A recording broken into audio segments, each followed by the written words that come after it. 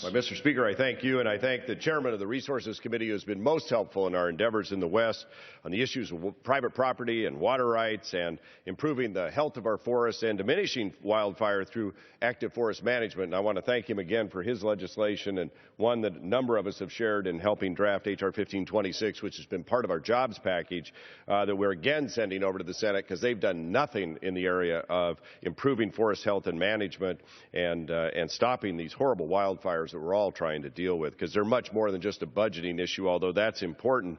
It really is about how do you get ahead of these fires, have active management, generate revenues, generate jobs. Another bill that we're taking up again in the House is one that actually has passed twice in this House unanimously the last couple of years. This will be the third time in less than 3 years we've acted. Why are we doing that? Because at some point, we hope to wake up the Senate to where they actually will take up this issue and pass it, because it means jobs for Crook County, which has a very high unemployment rate, very high poverty rate.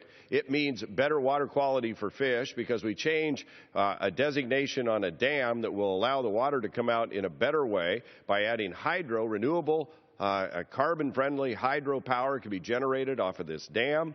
It would create 50 jobs over 2 years when they do the hydro piece. The water will come out better. It will be better for the fish. And the city of Prineville, you talk about drought, city of Prineville has several hundred residents who cannot access city water because they don't have enough of it.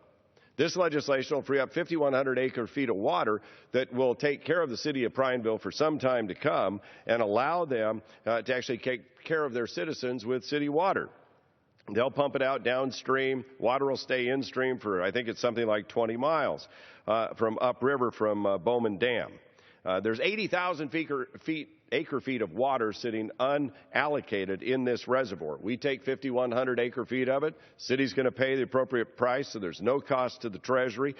It'll serve 500 homes. And we've got a bunch of data centers that have come up in Prineville. They need to make sure they've got access to water for cooling. So Apple and Facebook and a couple others, they need access to this. And all we do is fix an errant boundary decision made many years ago that laid down the boundary of wild and scenic right across the top of a dam. Now, there's nothing wild or scenic about a dam unless you're falling off the face of it.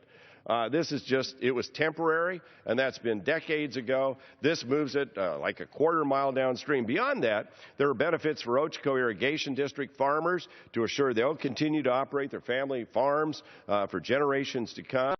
Sure that there's enough water behind the dam for flat water recreation and fishing, which is an important part of the economy there. And we worked with the tribes and others to expedite the Mackay Creek Restoration Project, which will result in increased water flows for red band trout and summer steelhead, a project long supported by the Warm Springs tribes and the Deschutes River Conservancy. Just like other bills in this package, this is a good common sense piece of legislation. It's achieved overwhelming, in fact, in the House, unanimous support.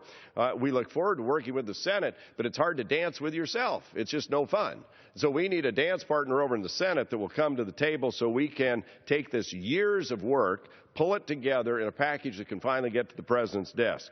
I don't know what else you do. We try again. You never quit trying, and that's what this package of bills is all about.